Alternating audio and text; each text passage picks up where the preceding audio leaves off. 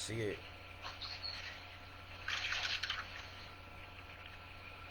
It's probably taking a second to load.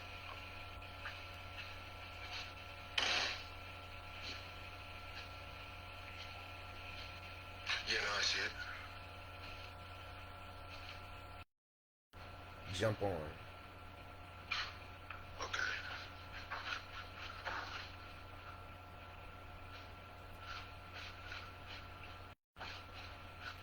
That you? Yep. And you said you're on the computer this time? It looks a lot different. Yeah. So how I add you though? It doesn't even say that's an option.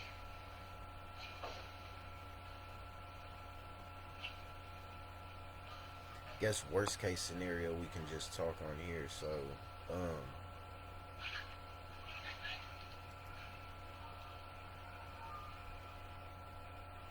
it doesn't give you the option to join.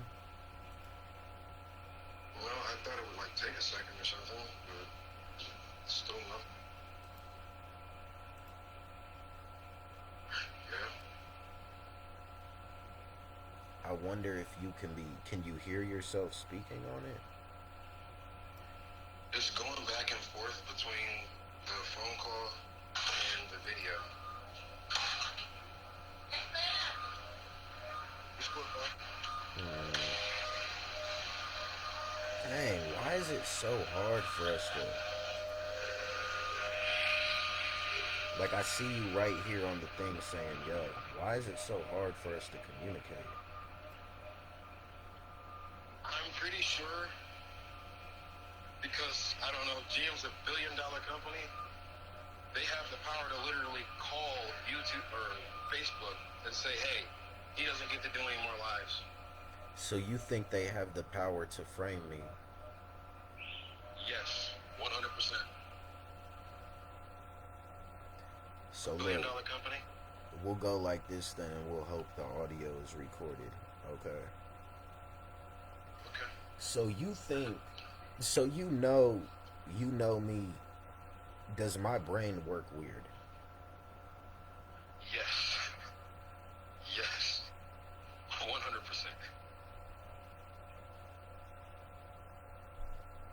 What do you think it is? I couldn't hear all of that. That's one of the things going on. You what?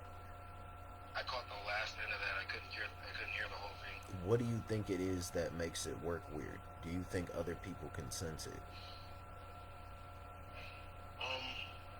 Yes. I think it has a lot to do with how you grew up. The daily comments that you hear every day, the daily things that go on, the environment you grew up in.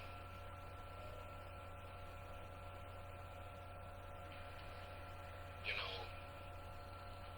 being a black person, but perceived as who you are based on the color of your skin. Now, do you remember when I first met you? You Yeah. remember how you used to have to carry a rifle in your pants? Yeah. Yeah. And you had one bullet and no clip. And it was better walking around like that than without it. Yes. How? Because I read a lot.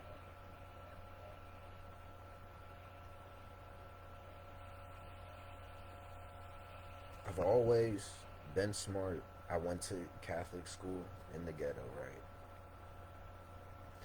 How do you not go clinically insane over time? When you started out in a neighborhood where people want to hurt you.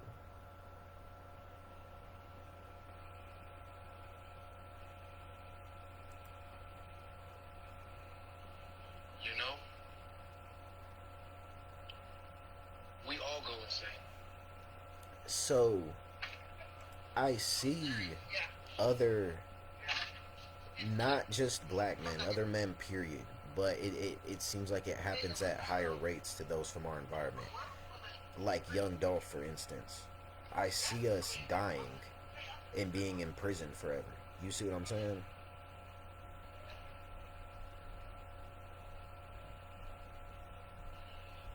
It's such a reality that we have to deal with, to the point where even the media has normalized it. People who It's normalized it. have never been to the ghetto, never been to the hood, they have this understanding also.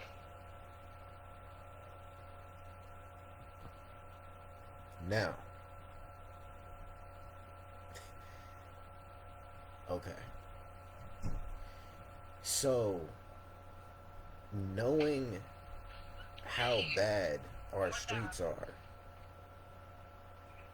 why would I not have been clinging to that job like it's my last hope and taking it serious and then being professional? And why would I not take great offense when I've tried to get us out of the hood this whole time? To be told I'm fired for not speaking to a black person because they're black.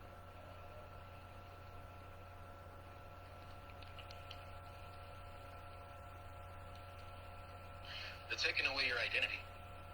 Yes, but somehow I'm being prosecuted in a criminal court, okay, with what they say is a video that looks like me. But my question is, who am I for real? In reality, who am I? Off the internet. In the material world.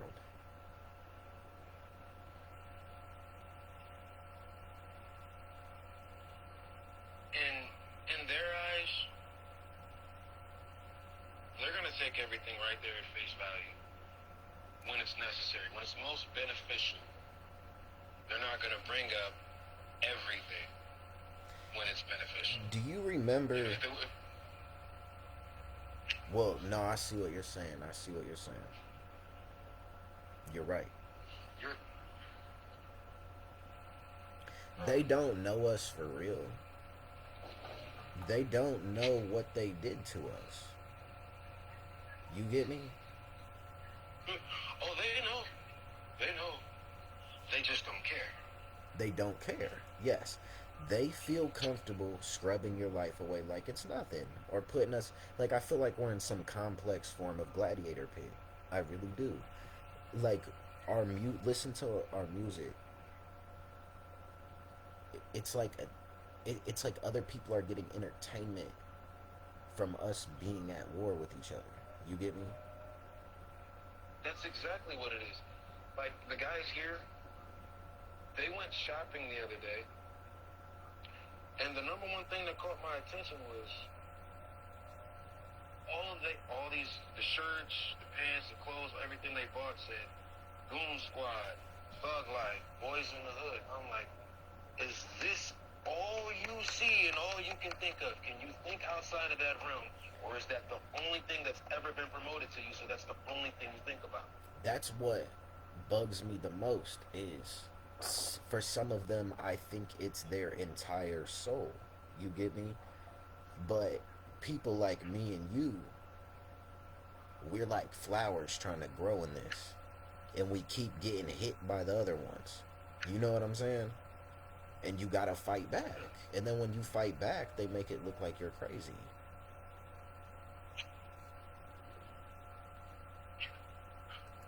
At some point, with all the fighting that we're doing, we do actually become crazy. But see, I think that's a term they made back in the day to rationalize locking someone in a cage instead of getting to the root cause of the issue. I'm okay. Time out. Let me really think of this, right? Let me really think hard. Yeah. Is it crazy to shoot someone? Yes, it is. For as a normal human being, yes, it is. But so why is that a normalized process in our community?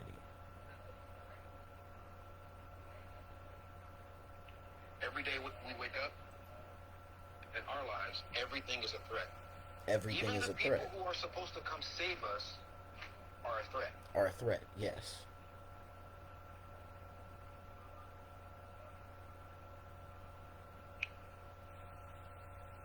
How You know, long the, can we? the first time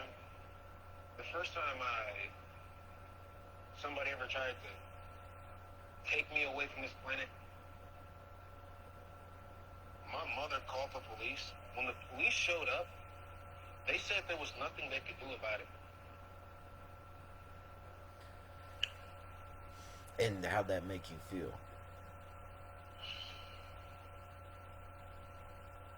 I didn't know how to feel. That just let me know that there's no protection.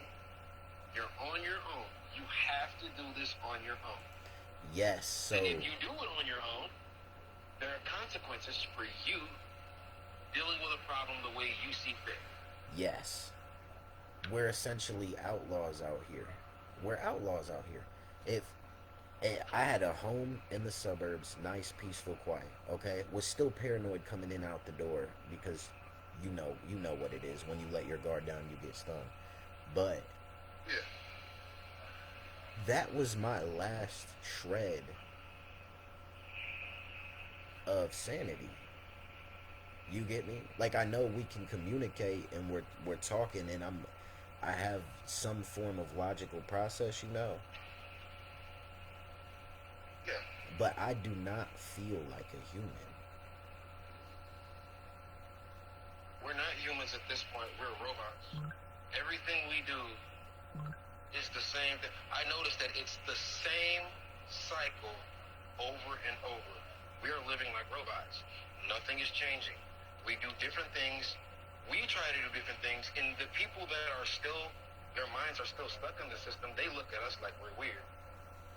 Because we're trying to get away from whatever that thing is that attacks. This is like being crabs in a barrel, I believe. Crabs in a barrel, where when you try to escape, the other crabs try to bring you back down. Yes, yes. And this is another reason why I took so much offense.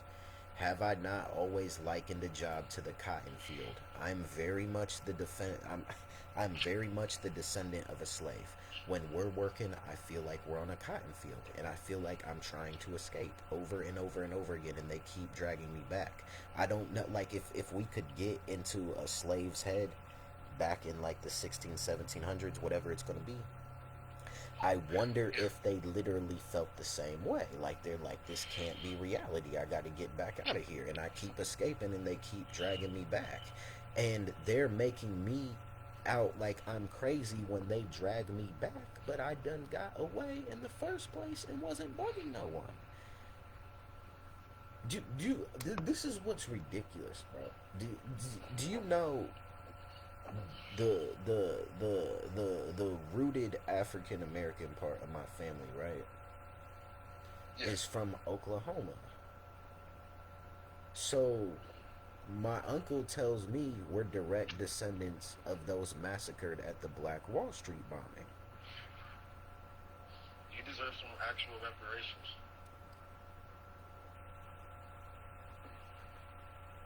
You deserve some reparations. That's crazy. That's a part of history. That's part of our history. That's not even in history books themselves. People don't. That was never recorded. That's just told down generation to generation.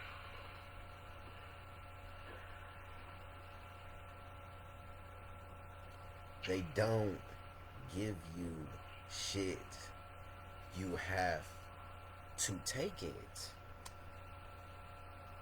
That is the revelation that occurred within my head. You have to fight to breathe. The craziest part about that particular situation is during that whole massacre, one of the main things that they did out there was they robbed all the banks, the black-owned banks. So they took the wealth of the community. Do you ever at those old stories and wish you were there so you could kill those people who attacked? Yes, but I also realized that in that particular time period, there was a fear that black people had. So I would be by myself A doing this. There would fear. be nobody jumping in. They were feared to be. They were put in fear to stay in position, right? Yeah. That's what I feel like is happening to me with this whole situation I'm going through now. But I think people vastly miscalculated. I don't experience fear the same way as a normal person does. No, you do not. No, I do not. I live in that shit. I breathe that shit. that I can vouch for that. That is true. That is very true.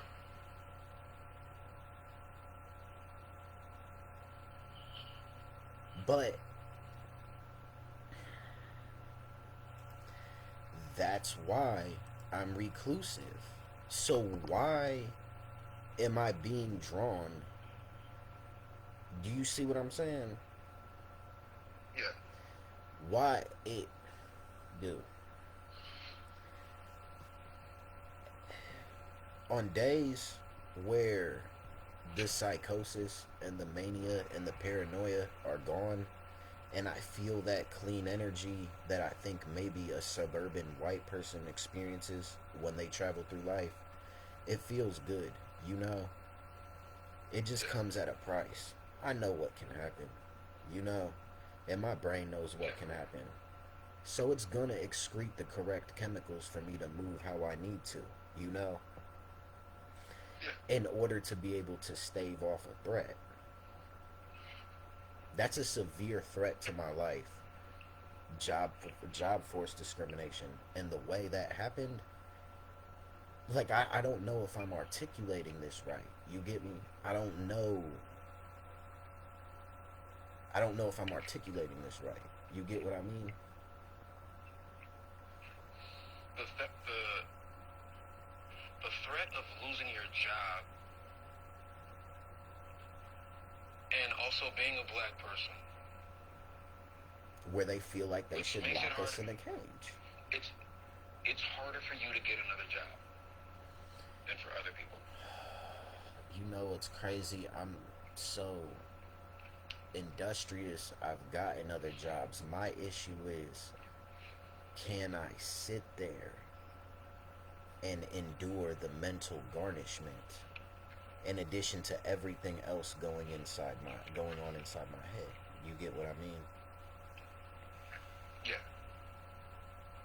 Why do they give combat veterans PTSD checks? What is the real reason?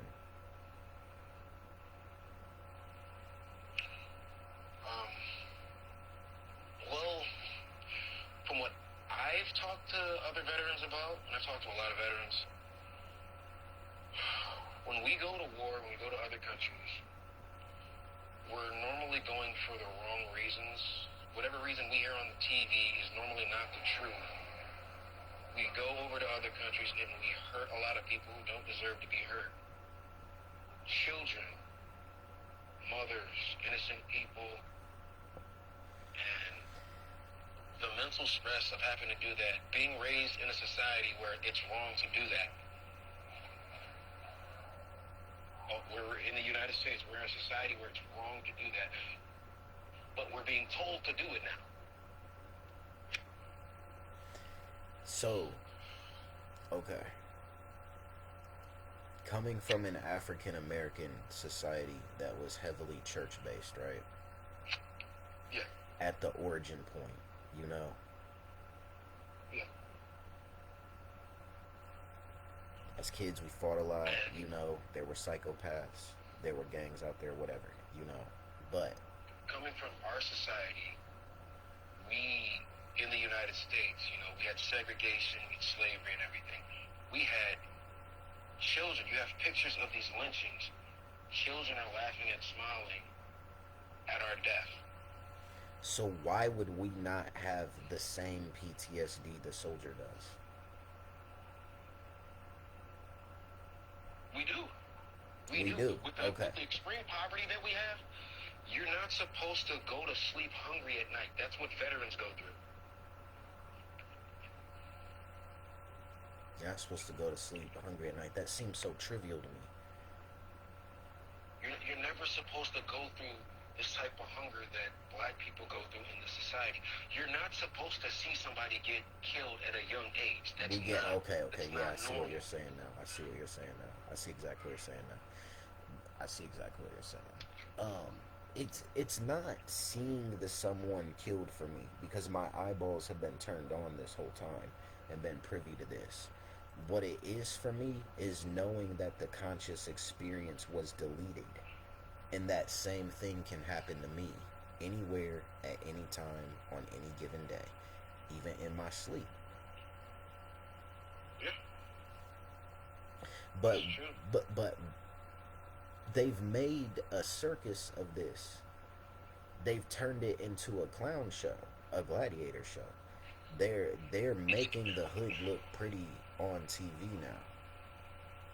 It's entertaining. It's entertainment. We are entertainment. This is the modern day. This is the modern day slave plantation for black people. And the only thing that has changed since slavery is now there are more slaves. They're including other races in it now. They're including white people, they're including Latinos, they're including Asians. Other people are included in this now. That does not make it any better. Hey, we're not discriminating, so we're going to treat everybody like shit. Does that make it right? Standard of living shifted, but the economic ladder is still the same thing. We've been on the bottom this whole time, okay? And they're like, well, uh, a strong conservative type may be like, well, work harder if you want what we got. Well, we do work hard at what we learn to do, Yeah. at what we learn to be an entrepreneur in, which is typically trapping. And we're hunted down, and our businesses are destroyed, and cops take what we got. And then wonder why they wonder what, like, they actually think what they're doing is good and okay and noble. They're just government sanctioned. And it does look like at one point that, I'm speaking specifically for the black community right now, it does seem like that black people have the only option of being drug dealers, gang members, the only way to make any actual money, robbers, all killers, hitmen, whatever. Which To kids make money nowadays because want to be robbers, which is bizarre to me. They all want to be robbers. Yeah, because what I've seen in Chicago, I've seen several in my neighborhood in the hundreds, in the wild hundreds, 108th. I've seen people open up businesses. The first black-owned corner store that I saw got shut down in 2 weeks. Why? The police came and shut it down. I never got an explanation for that. I never actually got to talk to the guy about that. I was walking on my way there, and I saw the police outside, and he said they're shutting down his shop.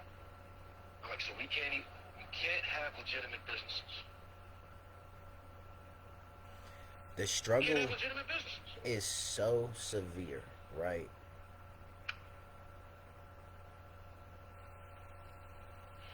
That we Like, cannot we're lucky right now.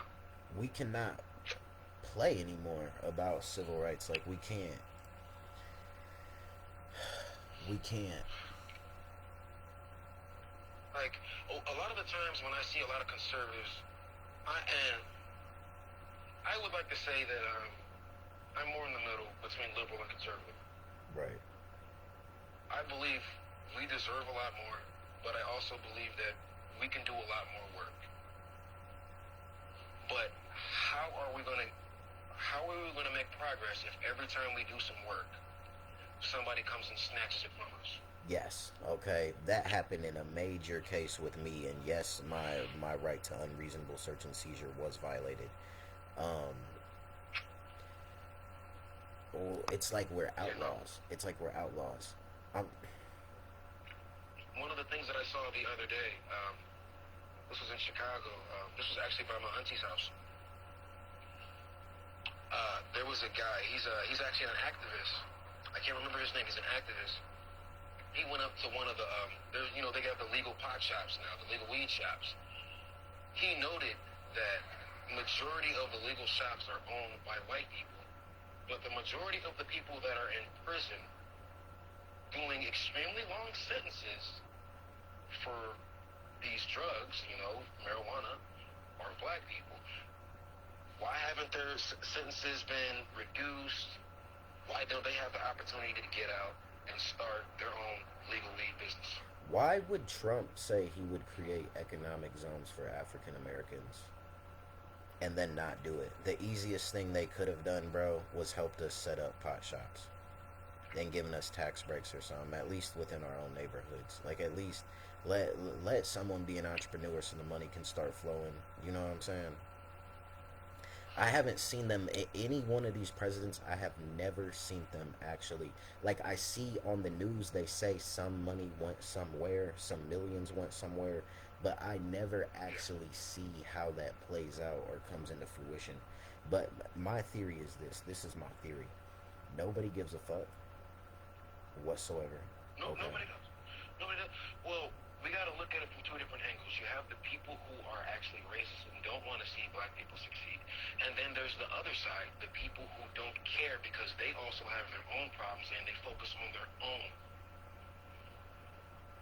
So I don't blame everyone. Mark my words. But If I pull this off with the legal team and I do sue General Motors, they need to give up the largest settlement they ever gave up, because what they did was ridiculous. And I'm hanging within a thread of my life. And we're going to use all of that money to fix the black community where we live, since they were so worried about black people that they terminated me over my skin color. They need to stand on their principles. you might end up having something to worry about then, because from what I've been seeing, that woman, I believe it was in Tennessee. Was it Tennessee or was it in North Carolina? She got her settlement and she started opening businesses. They just started shutting everything down. Dude, they're not shutting shit down we make. I'll make sure we get everything straight away and we figure out what we're gonna do, because life has been too hard, you know what I'm saying? And I'm barely hanging on by a thread, and I can't, to me, if even a few people feel that way where we live, that's unacceptable. You gotta think, we have the mind of the hopeless. We have the mind of the hopeless. Everywhere we go, we see a roadblock. Yes, a roadblock, yes. Once you turn 18 or 16 in Indiana, if you have the right, you can get a job. Depending on where it's at, fast food most of the time.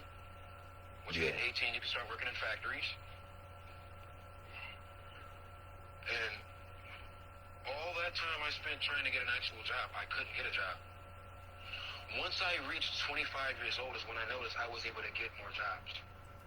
Bro, because when they wait till you're too old to be able to have an effect with the money you make. Yes, but there was something else going on. There were no jobs on our side of town, and our city was controlled by a bunch of stuck-up white people. And you couldn't even get a job back then if you had one misdemeanor.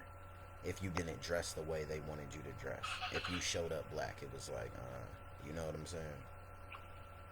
Oh, I can vouch for that too. I can vouch for you trying to get a loan to get a house. I was at a bar one day, and I ran into a woman who actually worked at a bank. She said they actively deny black people loans to get houses. Now, I wasn't surprised by it. What shocked me was it was actually somebody who worked at the bank telling me that. Dude, it's somehow, because I feel like I'm the least racist person, Somehow You are, things need to you be are. threaded together Everybody that we makes grew up with, sense. there was a lot of bitterness and animosity. Everyone we grew up with, there was bitterness and animosity. You know, watching kids of other races not have the same problems we have. We go to their houses to hang out. We see things that they have, and there's like a bit of jealousy. Like, wow, you got more than I'm probably ever gonna have. You know, even some of the other black kids, far and few, who are so well off. You have a piano in your house. A piano. Hey, you know something? I know I had a piano in my house. My mom kept it. She inherited it. She would play that motherfucker. People don't have pianos no more, do they? No, no. I mean, the older generation, I expected. The older generation because they were more responsible. The society was different. The culture was different. Today's culture is ridiculous with the influences we have today. I know everybody say Tupac is their favorite rapper. I feel like Tupac was the worst influence anybody could ever have. You think so? Yes, Tupac was the worst influence. Hold this He thought. makes. Or he makes what? Mhm. He makes what?